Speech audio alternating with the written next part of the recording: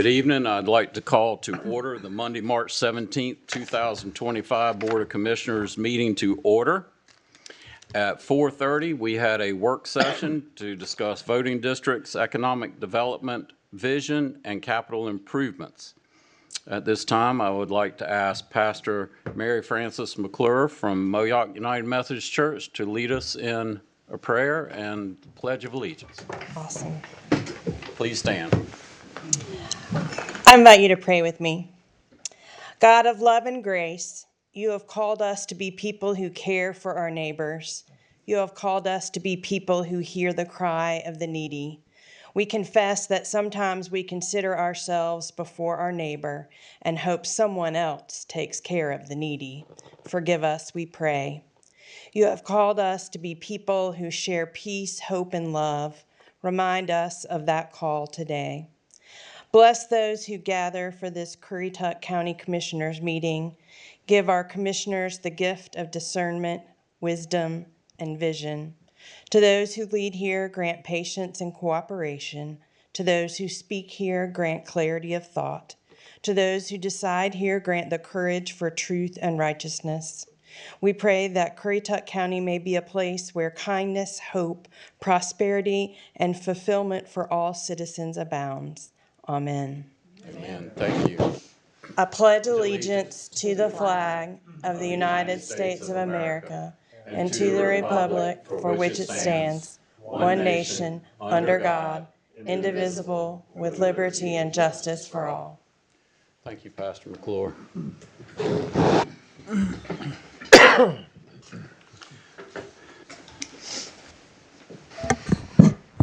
Let's see here. Next, we'll have our ethics awareness and conflicts of interest reminder from the attorney. Pursuant to GS 153A-44, a commissioner has a duty to vote on matters coming before the board, but may be excused from voting on issues involving the commissioner's own financial interest, official conduct, or on matters on which the commissioner is prohibited from voting under GS 14-234 or 160D-109. In accordance with Chapter 2, Division 3 of the Currituck County Code of Ordinances, it is the duty of every commissioner to avoid both conflicts of interest and appearances of conflict. Does any commissioner have any known conflict of interest or appearance of conflict with respect to any matters coming before the Board of Commissioners in this meeting?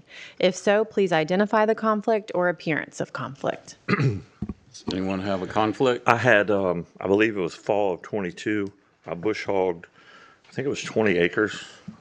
Something broke, so as far as financially, I probably was in the hole, but I did bush hog like 20 acres for Mr. Old, I believe in 22, a fall of 22.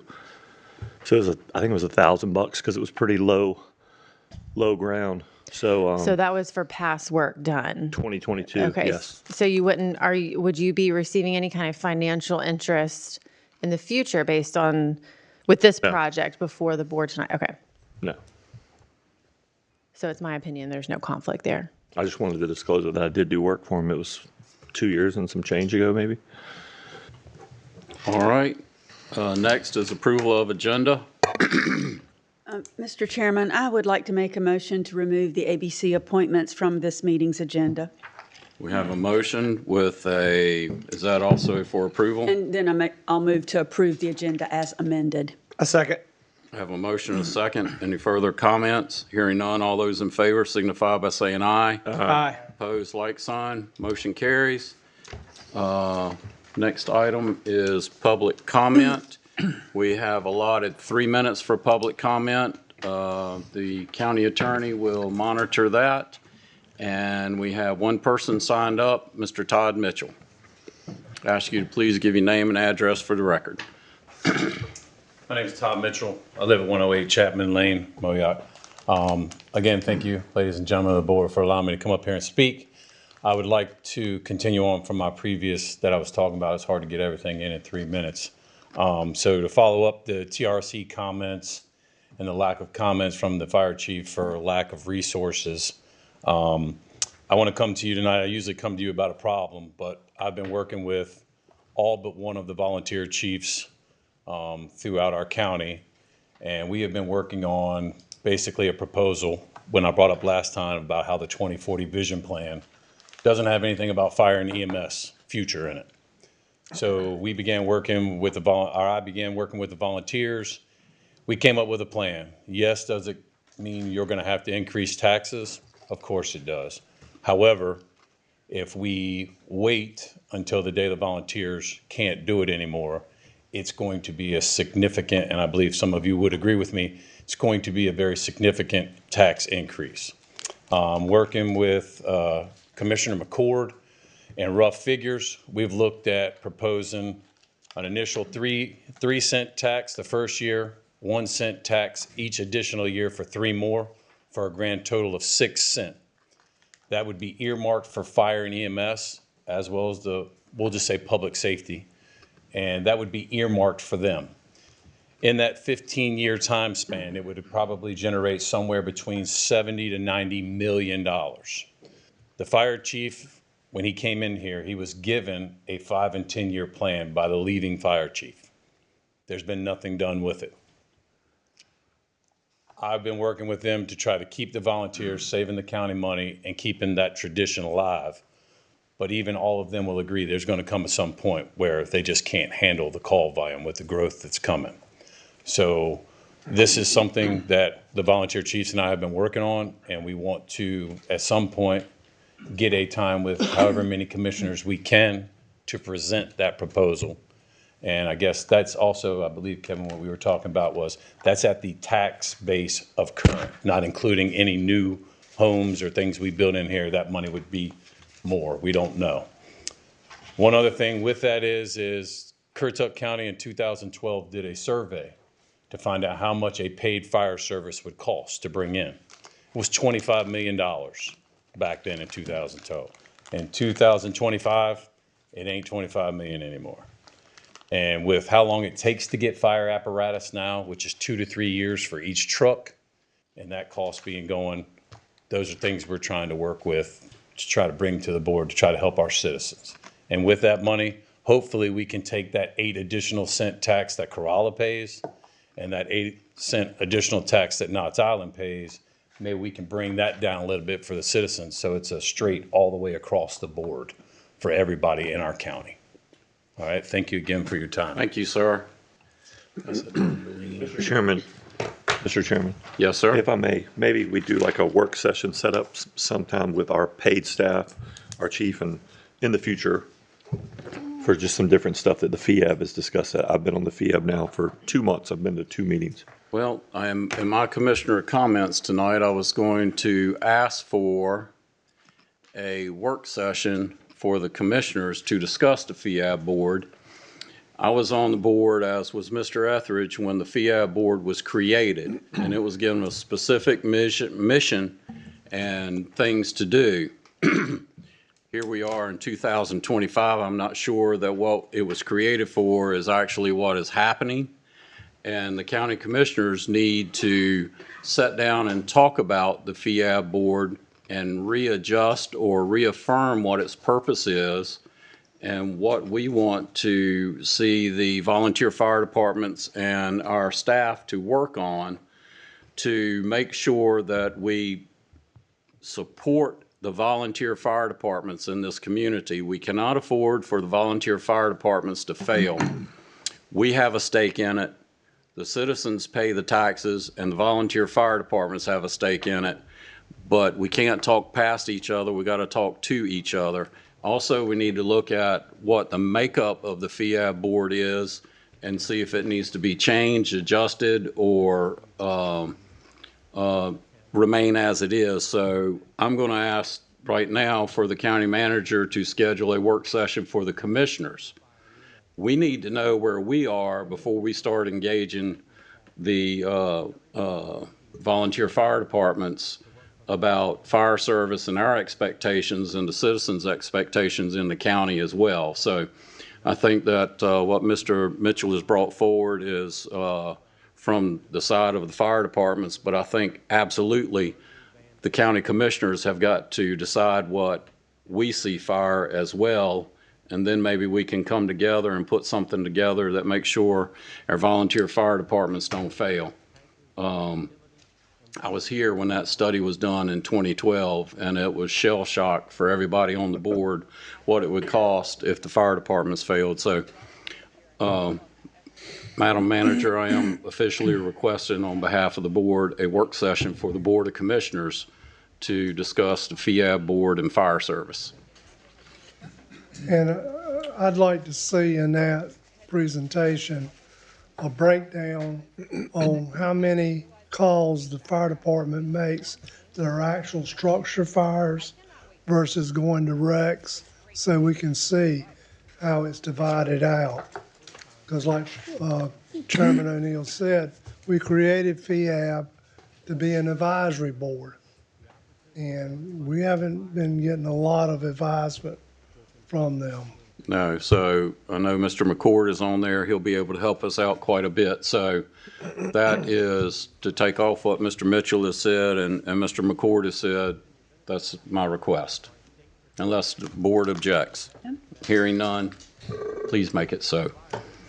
All right, that's the only person we had signed up for public comment. I'm going to move into our first quasi judicial evidentiary hearing. And for that, we'll allow planning staff to make the presentation. We get sworn in. Yeah, get sworn in first. Anybody who's going to Yes. testify. Anyone that wishes to speak in favor of or opposed to this planning item, please come forward now and place your left hand on the Bible, raise your right hand. You swear to tell the truth, the whole truth, and nothing but the truth, so help you God. I do. Yes. Thank you. Hey, Mark.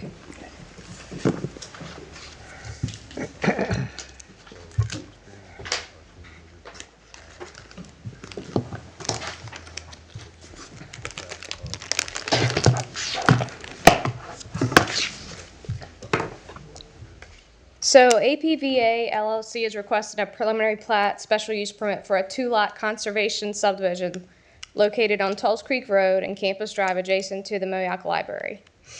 And the reason you're seeing this particular subdivision request for two lots is because it is considered a major subdivision because the parent parcel was part of what was Currituck Reserve and became Glenmore. There are more than 20 lots already cut from that parent parcel since 1989. And also because this is a preliminary plat and our adequate public school facilities are within 85% of capacity, the special use permit's required for this particular project. So you can see here on the aerial that this is the property here adjacent to the Moyock Library, Tulse Creek Road, and Campus Drive. The property is currently zoned SFM, which is Single Family Residential Mainland District. It is designated G1 in the Imagine Currituck 2040 Vision Plan on the future land use map. And G1 lands are designated for, or intended for agricultural lands and compatible low-density rural residential growth that may be supported by limited small-scale neighborhood retail. And then also the subject property is in the Moyock Small Area Plan boundary area, and on the future land use map of the Moyock Small Area Plan, it is designated as limited service, which are designated less intensely developed than full service. Emphasis is more on residential development and densities, residential densities in the designation range between 1 to 1.5 units per acre. Here's the proposed subdivision plat, preliminary plat. This is a conservation subdivision. Conservation subdivisions require a conservation and development plan prior to submittal. The theme for this particular subdivision is stormwater management. The total tract area is 3.6 acres. The proposed density is 0.55 dwelling units per acre. Minimum lot size is 25,000 square feet, which they are exceeding for both lots. And the minimum open space is 40%, and they are providing the requisite open space. The project will be served by county water. Suitable site evaluations have been submitted with the application. Stormwater will be, actually there's an existing pond on the property that I believe captures some stormwater from the library, and there's easements for that. And then they are proposing also some small stormwater management, stormwater control measures on the individual lots to meet the stormwater requirements. Campus Drive is an existing street under the developer's control, and so the new lots will front directly onto Campus Drive. There's no new street construction. The development will include installation of street trees along Campus Drive and also a streetscape. Because Tulls Creek Road is considered a major arterial, it requires streetscape landscaping. The open space will have a conservation easement over it. And there's a sidewalk proposed along Tulls Creek as well as Campus Drive. There are policies in your agenda packet in the staff report from the Imagine Currituck 2040 land use plan related to land use, general northern mainland land use policies, as well as MOYOC sub-area policies, infrastructure and county service goals and policies, as well as transportation policies, environmental goal 1, and some parks and recreation policies that may apply to the proposed request. And then again, it is in the MOYOC small area plan area. And I mentioned the limited service designation, and there is a future land use goal of that plan to promote compatibility between new development and existing development to avoid adverse impacts to the existing community. As you know, for a special use permit to be approved, the applicant must demonstrate that the use is in conformance with the UDO and will not endanger the public health or safety, not injure the value of adjoining or abutting lands, and will be in harmony with the area in which it's located, will be in conformity with the land use plan or other officially adopted plan, and not exceed the county's ability to provide adequate public school facilities. And the TRC did review the application, and the comment is that the application is in compliance with the UDO. And I do not have anything further for the board at this time. I'd be happy to answer any questions the board may have. Questions?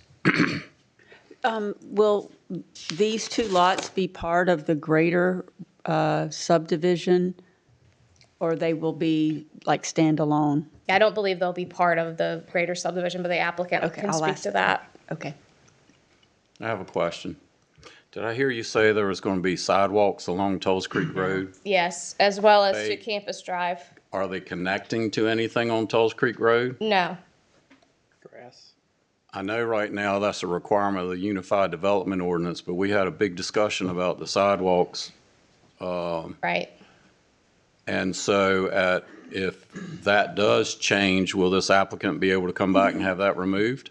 Well, staff has actually issued an interpretation between when this application was received and after the Board of Commissioners retreat, that the sidewalks are required along new streets, on both sides of all new streets and not existing streets, but that so that has already been determined. So that might be something that the board want to consider. But I will also say that they're proposing a sidewalk along an existing street, Campus Drive, that's still under the developer's control. Probably makes sense considering that there is the sidewalk here on the school property, which does not actually come all the way to the property line here, as well as there's some connectivity through, I believe, from the library to the school. Yeah, I really don't have a issue with the sidewalks on the side roads, but we had a long discussion about the sidewalks that don't connect, and we don't have a plan to make them connect, so it makes no sense to keep making people put these sidewalks out there, here, there, and everywhere, and they're never gonna connect in my lifetime, and probably not in a lot of people's lifetimes. So your interpretation is it still has to be done along Tulls Creek Road? No. It does not have to be done along, Right. okay, all right, thank you. Any other questions? All right, hearing none, we'll call I don't have any names of anybody that signed up, so we'll call the applicant forward.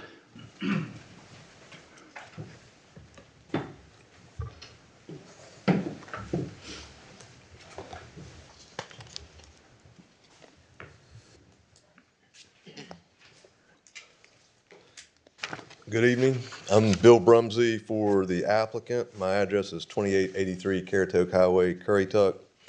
As staff has gone over, we're here tonight on a two-lot conservation subdivision located at Tulls Creek Road and Campus Drive in Moyock. Our witnesses that we will call are Mark Bissell, engineer, and Kim Tate, an appraiser. And through their testimony, we'll show competent material and substantial evidence that this particular use will meet all the requirements for a special use permit as already gone over by staff. So I'll call up Mark Bissell. I'll let you take center stage, Mark, and I'll be here on the side. Thank you. Please state your name and business address. Mark Bissell, and I'm at 3512 North Currituck Highway in Currituck. All right, and give us a rundown of your training and experience. Well, I have a civil engineering degree from that school that may have won the ACT tournament this past. I need a lot of bragging here, Mark. Despite that, give us a rundown of your training and experience. And I've been appearing in front of this board in these types of cases since about 1984. So I've been here quite a number of times. All right, and has this board admitted you as an expert in engineering and land use prior? They have many times. Okay. Mr. Chairman, I'd like to tender Mr. Bissell as an expert in engineering and land use. Without objection. All right. What's your role in this project, the reserve?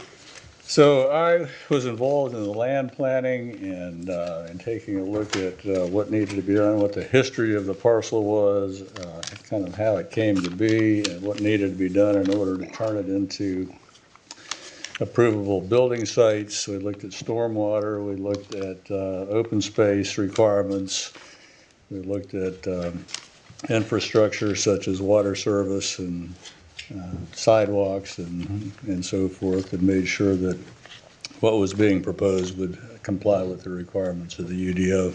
Okay. So give us an overview of the project as a whole. Sure, let me go back to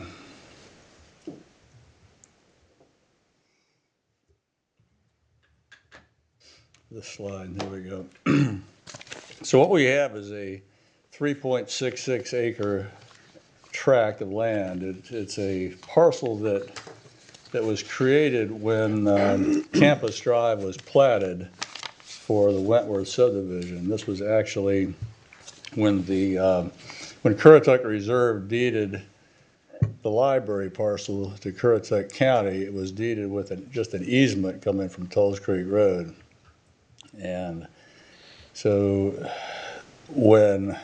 that easement was intended to become a right-of-way for Currituck Reserve, which actually never materialized in its original form. When the Wentworth and Glenmore subdivisions were then developed, and actually Wentworth went to record first, so there needed to be a dedicated public right-of-way, and this right-of-way was 60-foot right-of-way was dedicated here at that time, and that created then this residual parcel that had not been approved as a building site, although it did at one time actually have a house on it.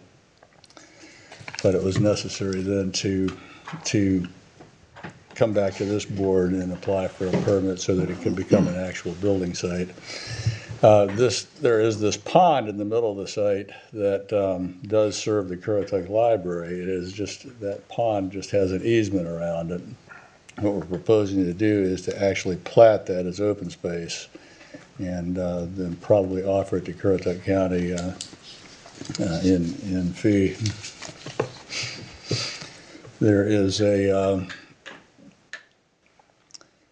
There's an existing 8-foot multi-use path that serves Wentworth and Glenmore that actually ends here at the library. It does not run along this side of the library parcel. We had proposed to provide that pedestrian connectivity from these lots to kind of complete that multi-use path. We would not be opposed to eliminating the part of that along Tulls Creek Road. Since we didn't want to interfere with and add stormwater to the existing permit that serves the library here, we plan to handle each lot separately with its own stormwater BMP, and what those would do would be to, water would essentially flow to the same property line ditches that it does now. We would just retain it and slow it down. All right, so let's talk about the first prong of the test here to satisfy the special use permit, and that's item 1. The use will not endanger the public health or safety. So is there stormwater management in compliance with the UDO and NC regulations on this particular? Right, so this project? has been preliminarily laid out and reviewed by the county's stormwater engineer, and they have determined that that would be in compliance with the UDO and would meet public health standards.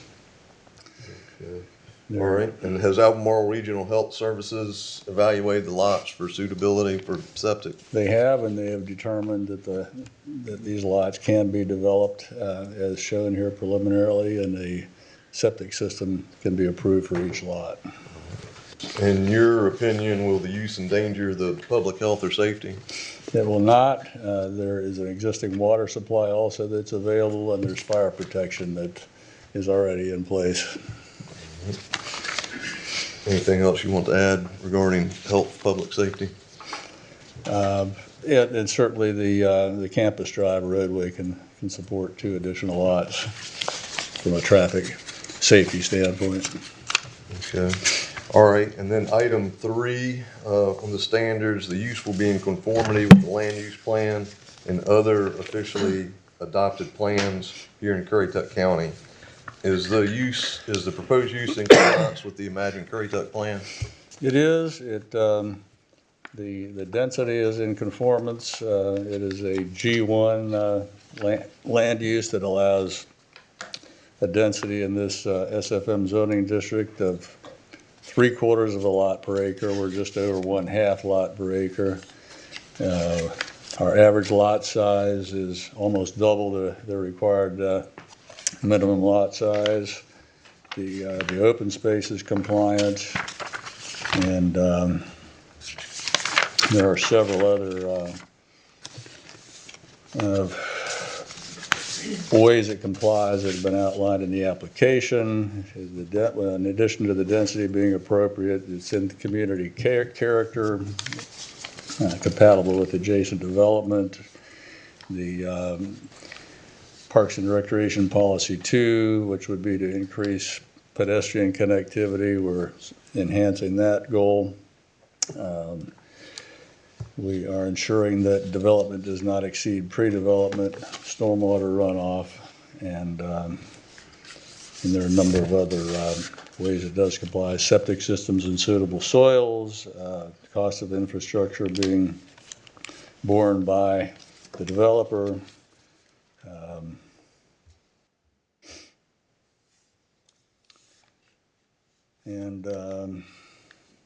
And it complies with the small area plan, which allows up to 1 to 1.5 units per acre. It meets the density requirements under the Moyock small area plan as well. Exactly. All right. Is the use in compliance with any other plans that may apply to the project here in Currituck? You aware of any violations, anything that it doesn't comply with? It appears to comply with all the applicable comprehensive plans. And that is in agreement with what the staff has reported as well. It is indeed. We certainly agree with the staff report.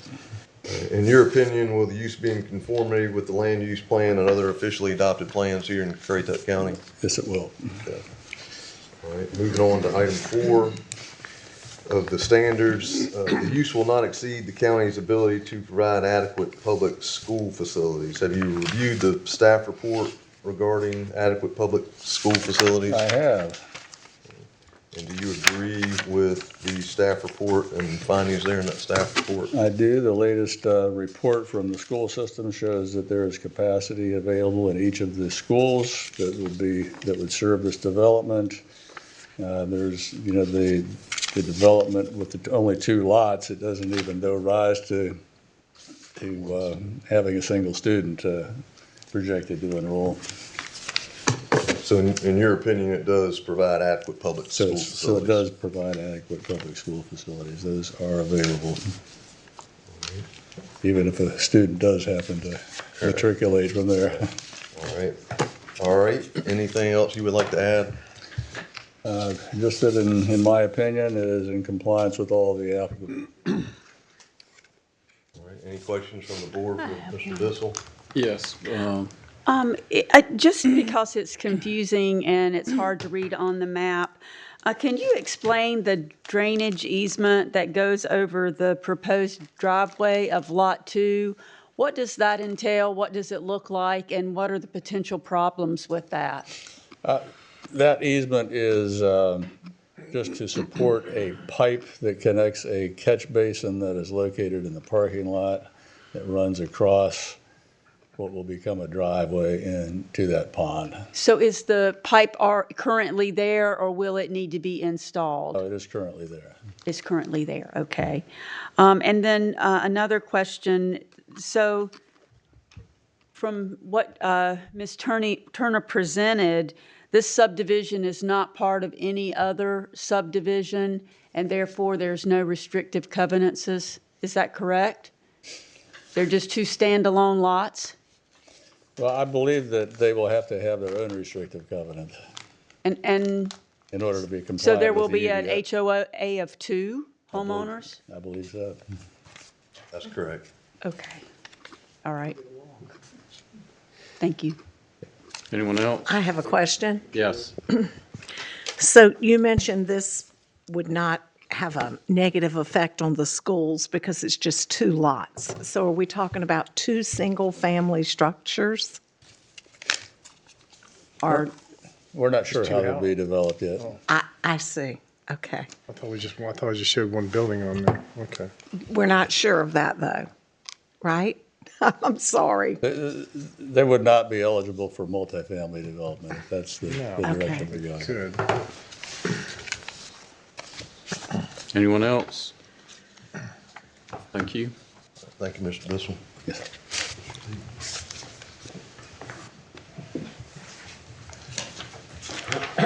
Next witness is Kim Tate. So if you'll state your name and address for the board, please. Kim Tate, 1093 Worley Road, Coinjock, North Carolina. Explain your training background and experience for the board. Graduated from Virginia Tech with a planning degree in urban affairs and design. Got into the appraisal industry shortly thereafter.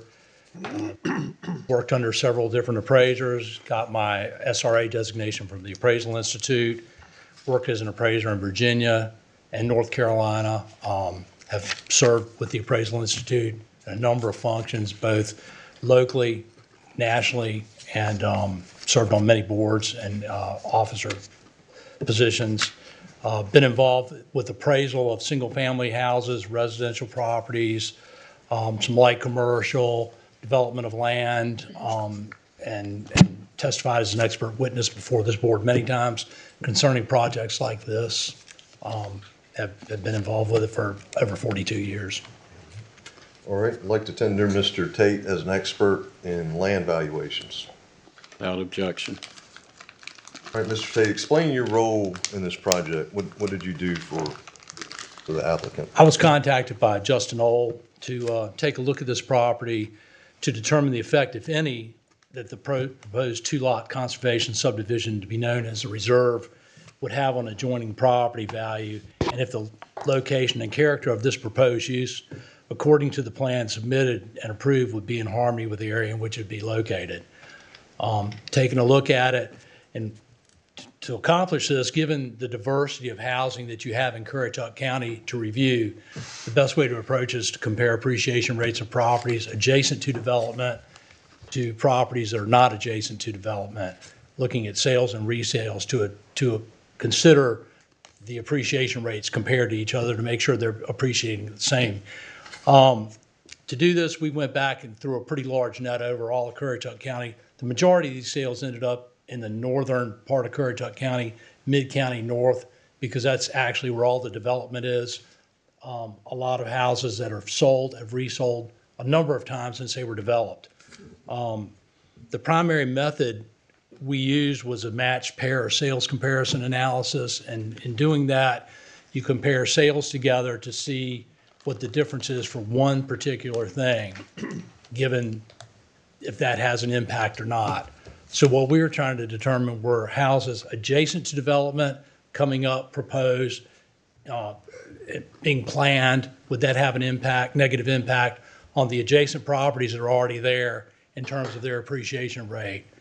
12 sales were found throughout the county from the period of January 2012 to March of 2024.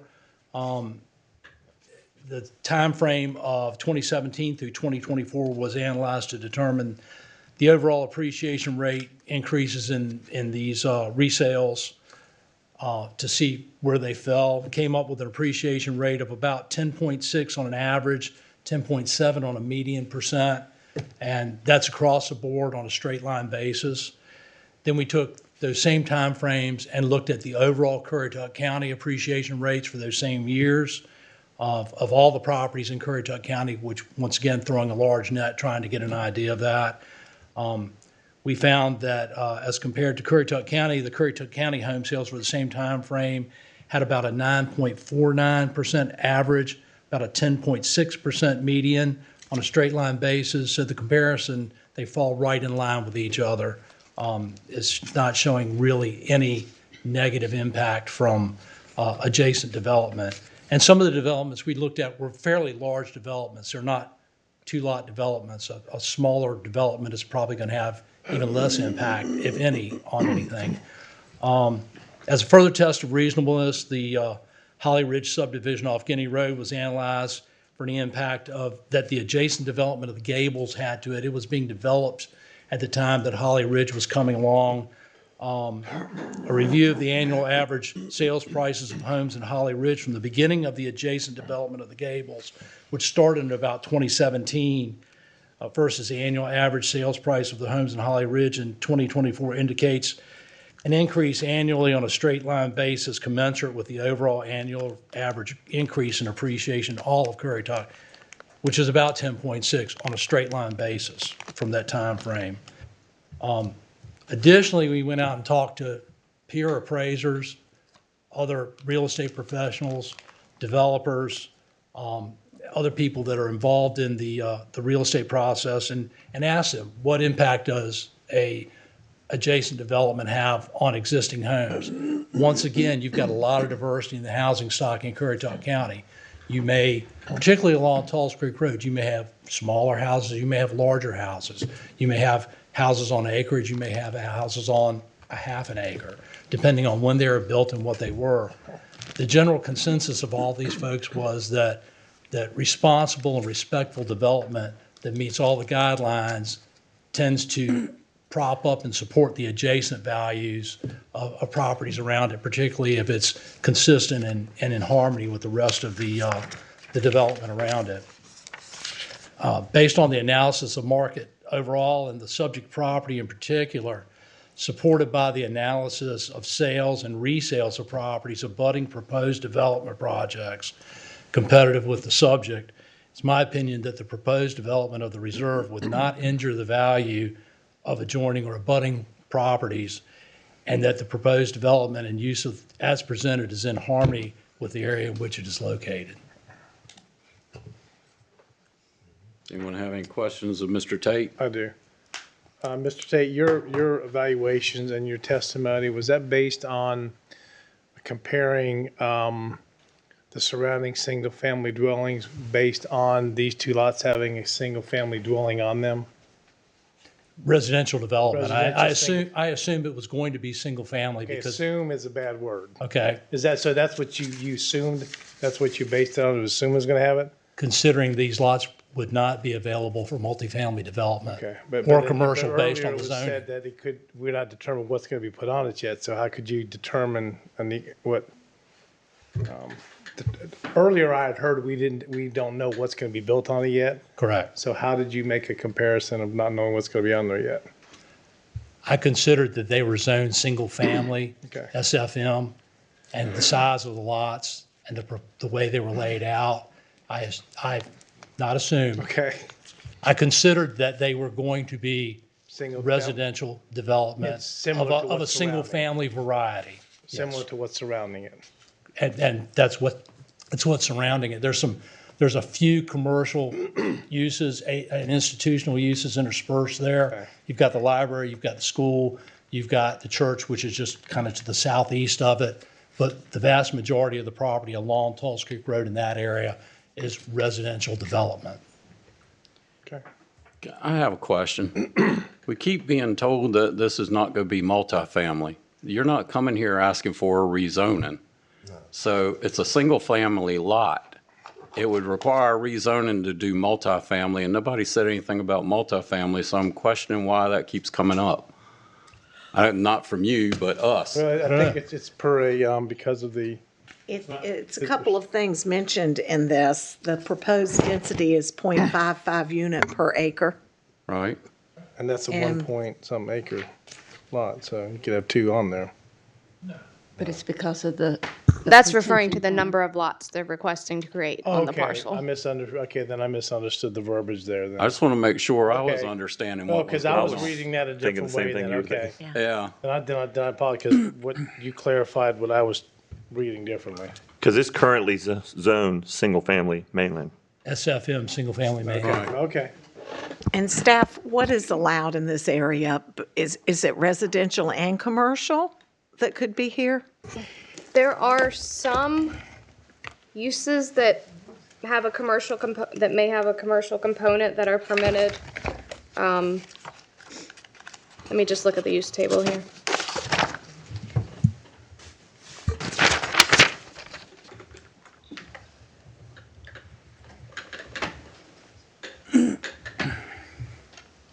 Family care home, community center, cultural facility, library, museum, child care center, schools, government office, club or lodge. We need some child care centers. So, I think There- I there saw are that some- mentioned by Mr. Carver in there, and Oh, type okay. uses. we do need that. So, Not And- multifamily. and, Correct. yeah, it can't go there. That's why I was just trying to clarify that. Well, no, I was just looking at page 18, which was reading some definitions, and got Right. me confused. Yeah, I Right, was and confused as Any other well. questions? Thank you, that's Right. all, that's our evidence. All right, we have no one signed up for the speak. So this time I'll close the public hearing and now ask the board for a motion. Well, never mind. I was going to ask you a question. I guess I can ask staff. The lot sizes I'm sitting here zooming in. So one of the lots, the lot on Tulse Creek Road that they're proposing is like 1.2 some acres, acre and some change of public space, open space, and then right at an acre for lot 2. Is that correct? Right, so it's 1.227 acres for lot 1, 0.956 acres for lot 2, and 1.481 acres of open space. Does that pond count as part of that? The pond is part of the open space. The pond in the middle is part of the open space. I believe he said he was going to deed that open space to the county since the library uses it, if I understood correct. For drainage? For drainage, yes. Is there, yeah, I was gonna say there is a pipe. That answered my question. Can I ask the question of the applicant? Sure. Yeah, well, I just closed the public hearing, but, But no, yeah, we're open for questions of the board, though. yeah, go ahead. So everybody seems to be kind of beating around the bush at what we're planning here. Do we have an option or a plan or anything for this lot?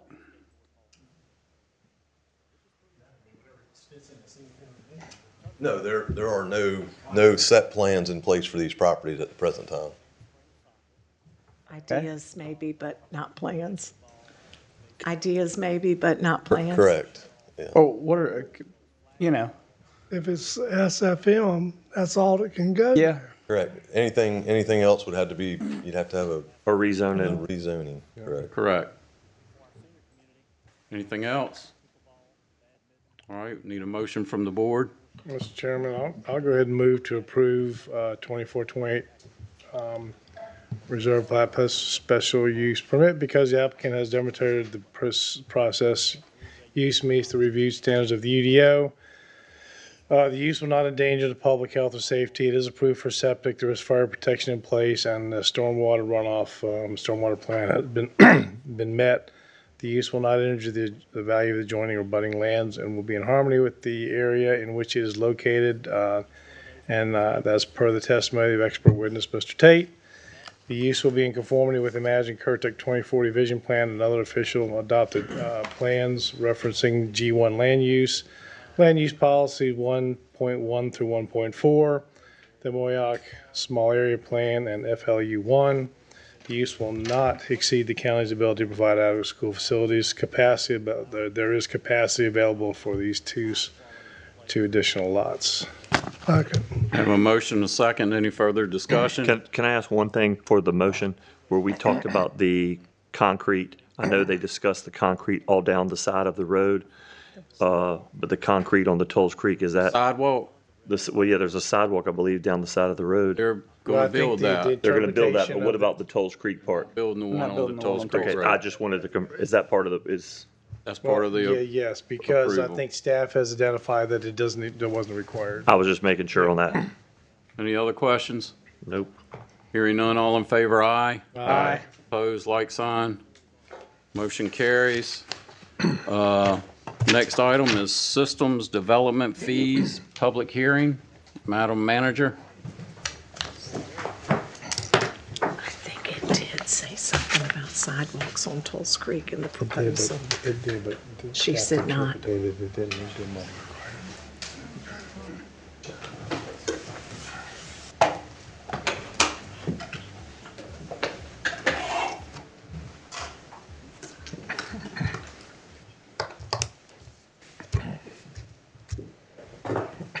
All right, thank you, Mr. Chairman. So the board heard from consultant Raf Tellis back on January 21st when they presented the system development fee study to you all for consideration.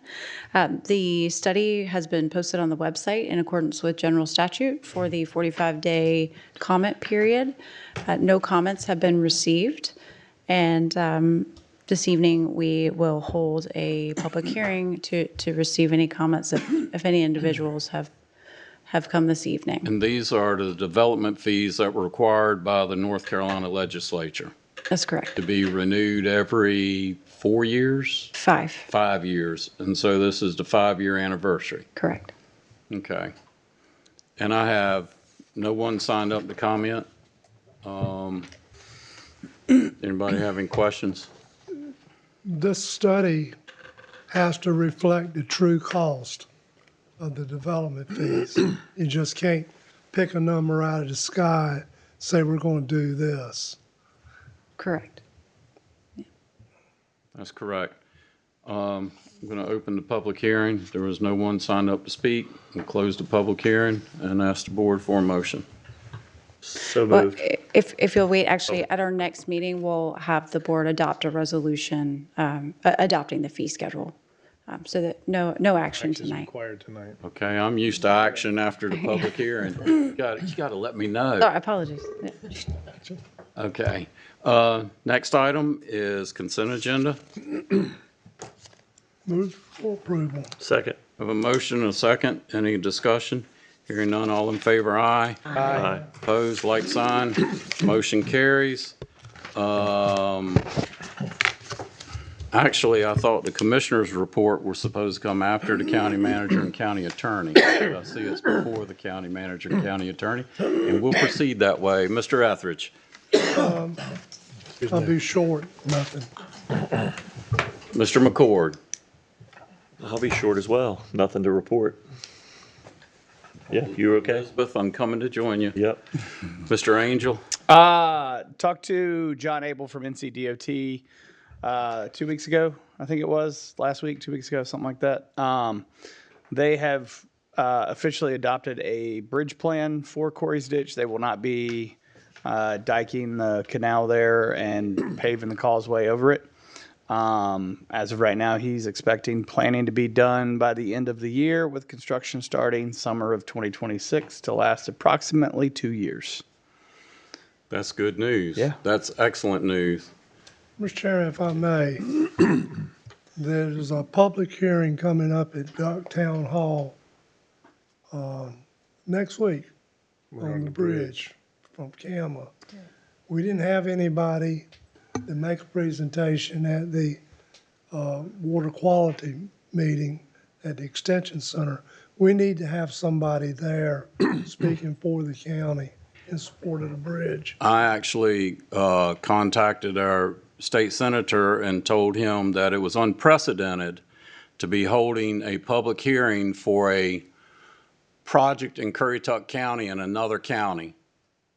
This is a Currituck County project, not a Dare County project, and there should not be the public hearing held in Dare County and not Currituck County. And I'm on the record with that with Senator Hannig, and now I'm on the record with the public. Well, the meeting that was held 2 weeks ago, Extension, Southern Shores, or Duck's town manager, came and made a presentation along with a city councilman. That's fine. They can come to Currituck again. That's where the meeting should be. Absolutely. Exactly. So, and Senator Hannig had not even been informed that it was being held in Duck. Well, then I would suggest you ask them to have another meeting on the Outer Banks, Currituck County, for citizens to attend that one, then, since that's what it's going to. I absolutely agree, and we'll ask the manager to make that request on behalf of the Board of Commissioners unless there's objection. Nope. Hearing none, can you please do that? Yes, I can, and just the public hearing is actually tomorrow night. Tomorrow night. That's correct. Yeah, and Duck.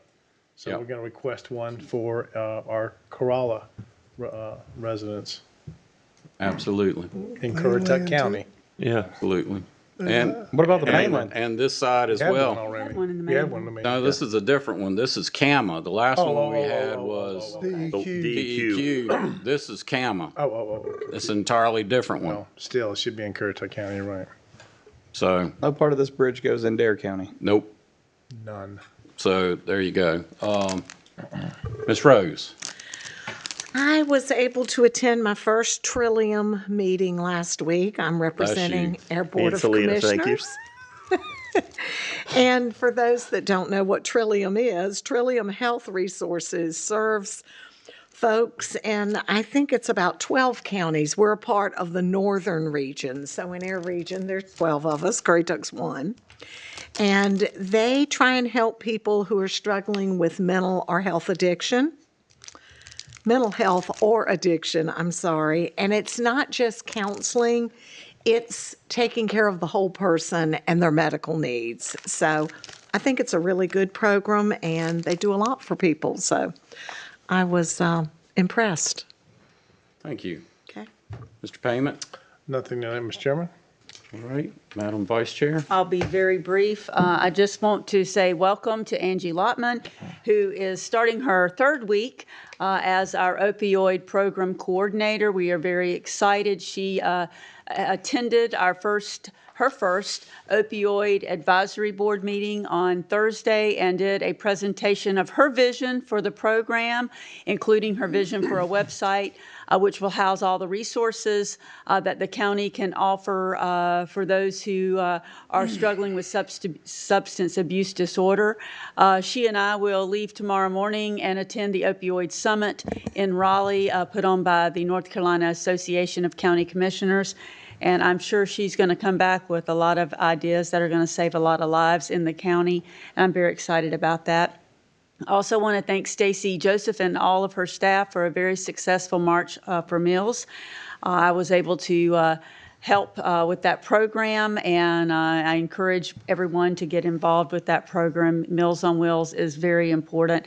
And then, of course, can't sit up here in this bright green without saying Happy St. Patrick's and welcome spring. So, thank you. Thank you. Mr. Payment. Just Chair, there is one quick thing I do want to mention. Selena reminded me of it.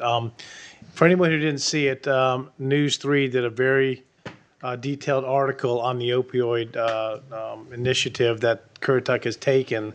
I think it's unique to our area and the first, and Selena was interviewed and did a great job at it. And it was a very lengthy interview, and they did follow up by they're going to be monitoring and following up and doing more feedback about it. So it was very impressive that this is something the county's taking initiative on and kind of setting the stage for the rest of the. Mr. Chairman, can I add one thing too about the opioid thing? I know Commissioner Jarvis did a lot of work because she volunteered a lot of people to join and help. But we got a lot of questions. I received some, I think you did as well, that this was funded for 17 years, that this is at zero cost to the taxpayer. So people don't know that. People ask that question. But this whole program was from money from the states. And that's correct me if I'm, a minimum of Opioid settlement funds. Minimum 17 years it's funded. And there may be more coming. Wow. So I just wanted people to know that. All right. I have several things I want to discuss. Back in February, the vice chairman and myself met with the chairman and vice chairman of the school board along with their staffs, and we started discussing the upcoming budget for the school board. And one of the things that the county is going to have to prepare for is the opening of the new $60 million elementary school on Tulse Creek Road. And I believe the budget presentation we received was somewhere around $1.9 million that we're going to have to identify this year in the budget for the operations of that school. We had a very good meeting, very productive. Continuing with the schools, right now we're getting ready to upgrade our radios for fire, EMS, and emergency services, sheriff's department, and everybody. As part of that upgrade, there is going to be a channel, I believe, that's going to be dedicated to the school system where they will be, is that correct? Yes, that's correct. There's a channel that'll be dedicated to the school system where they'll be able to put radios in each of the school buses. Right now, they have to rely on a cell phone or whatever, and you just can't do that. So the county manager and I and the vice chairman have discussed this, and the county manager has identified the funds to put in the budget this year to provide the radios for the school system. So that'll be coming in this year's budget as well. Also, I had a follow-up conversation with the chairman of the school system, and we discussed teacher pay. And we discussed that the school board and the Board of Commissioners putting together a joint resolution to send to Raleigh in favor of increasing the pay of teachers. Our teachers are kind of behind the average in the southern states. And so what I would like to ask is I would like to ask for the county manager to get with the superintendent and you to put together a joint resolution that both boards can adopt and send to our elected officials in Raleigh. I do know that in the House there's been a bill or two or possibly three introduced to increase the starting pay for teachers and then to reward some of the tenure of teachers as well. So it always goes to the Senate to die, or if the Senate introduces it, it goes to the House to die. But this year I would like for us to support in a joint resolution from both boards supporting an increase in teacher pay. So that's school business. Next thing is the trash along the road. This place looks horrible. As I drive to the beach, I see trash all over the place. I don't know if it's coming out of the waste management trucks. I don't know if people are just throwing their garbage bags out the windows. I don't know what's going on, but it just is a bad look for Currituck County. And it's not just in Lower Currituck, it's the entire county. So I don't know if we need to pull together our nonprofits, your Ruritans, your Lions, the women's groups or whatever, and have a big day and ask everybody to go out and clean up. I don't know if the sheriff's department, we used to have chain gang when Susan was sheriff, or Sheriff Johnson, she used to put them out on the streets, cleaning up the streets. Do y'all still do that? We have, it depends on the level of the person in the jail, if they're pretrial, whatever, if they can qualify. I mean, and just to be honest, sometimes it's hard enough to get them to come out and even wash vehicles. They get a choice? They can sit in their cell if they want. Well, the trash is just unseemly, it's unsightly, and it's just a bad look for Currituck County. I don't know what the answer is. Maybe we can discuss that further, and maybe we can have a county trash pickup day and get all the nonprofits out there doing it. I don't know, but it looks horrible. We discussed having a work session with the FIAB board. I also would like to have a work session with the soil and water people, Mr. Roberts and Mr. West. And Mr. Powell, don't forget Mr. Powell. And Mr. Powell. They've requested to have a work session with us to talk about some of the soil and water drainage in the county, so I'd also would like to have that added to a future work session. And then lastly, I keep getting asked about taxes. Are you raising taxes this year? I can tell the citizens of Currituck, I've talked to every commissioner on this board, and they said they will not vote to raise taxes this year, and our county manager is going to bring us a balanced budget within the revenues that are generated with the current tax rate. So does anyone digress from what I just said?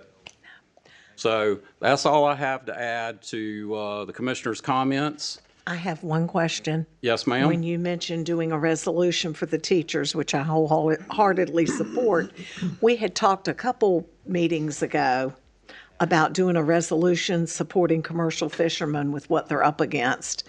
And I think, Ms. Walton, you said you were going to get with some other counties. Have we done anything with that? I did get a Terrell and Hyde, which was given to me from Lauren. They have a lot of statistics in them, so I think Kelly had actually. I sent a bunch of more emails today. I spoke to Lauren Birch, and she sent some emails actually while we were at the work session. I forwarded those to Megan as well. So they have some upcoming meetings. I believe one's tomorrow night in Dare, maybe. But like I said, so I forwarded everything to the attorney. She's working on that. Well, the Marine Fisheries Commission met last week in Dare County, and They're they meet meeting about somewhere 4 tomorrow. times a year, and they're close to making what could be Devastating. devastating decisions. So, Yeah, and while you bring that up, Ms. Rose, we had talked about actually bringing the commercial fishermen in here and having a work session with them as well, because if I don't know what their issues are, I can't advocate. And if I just pass a resolution because somebody else did, then my whole heart's not in it. So I would like for us to also have the commercial fishermen come in here and speak with us about some of the challenges. Now, we're absolutely powerless to make any changes, but the commercial fishermen provide fresh local seafood for us, and we all like that when we go out to eat. I know when I go in certain places and I see shrimp Thailand, I won't buy them. I want to see shrimp North Carolina. The green tails. So, yeah, so. well, the decision that they're concerned about is shutting down some of the fisheries, including blue crabs. Yes. Yeah, I heard they were talking about putting someone had to be on the crab boat with the guys. To make sure. Yeah. There's also a bill introduced that you can't even launch a canoe or a kayak Off from the Main. state right away. Yeah. Bobby's fighting that very hard. Yeah. Bobby's opposed to that. So that's the commissioner's report, county manager's report. Thank you, Mr. Chairman. I will follow up. The North Carolina litter sweep is April 12th through 26th, and there's some information that we can share. The DOT has posted. They are sponsoring that event, so we'll get that information. Also, on the website. In that same avenue, the April 13th is the Knott's Island Ruitons Island cleanup. So I think the Ruiton organizations that over Earth here would be Day? a good, it would be a good idea to Sometime. maybe reach out to them and try to get them involved and do something very similar. Absolutely. I know we have Girl Scouts and Boy Scouts and everything like that that comes out to the Knott's Island one. Very good. Good point. And also, Warden Smith reached out to see if any members of the board would be interested in traveling to Raleigh at the end of March, beginning of April, to advocate for your legislative agenda. Vice Chair Jarvis has indicated that she would be interested in going, but if any other board members would be interested in going, please let me know so we can get that scheduled. Do we know dates yet? We do not. We're just looking at the end of March, beginning of April. Firm up a date for us and Okay. send it out. I'm willing, depending on the date. Or a couple dates if you can. Yeah. Yeah, because I'm kind of open to the end of it, but just depending on the dates. Okay.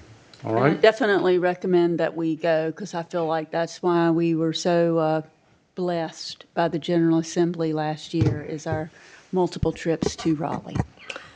Have we heard anything from Representative Goodwin? If we invited him over to talk with us We about have our not. concerns? We have not. I will make a note to do that. Okay. Is that it? Yes, sir. Thank you. County manager? County attorney? No report. Okay, and now we need a motion to go in closed session pursuant to NCGS 14-318.11A6 to discuss personnel matters pursuant to NCGS 143-318.11A5 to instruct the public body staff concerning the position to be taken by or on behalf of the public body in negotiating the price and other material terms of a contract or proposed contract for the acquisition of real property by exchange of the following parcels, PIN, a whole lot of numbers, 112 Milburn Sawyer Road, Powell's Point, NC, owned by Currituck County, and PIN, do I need to read the numbers?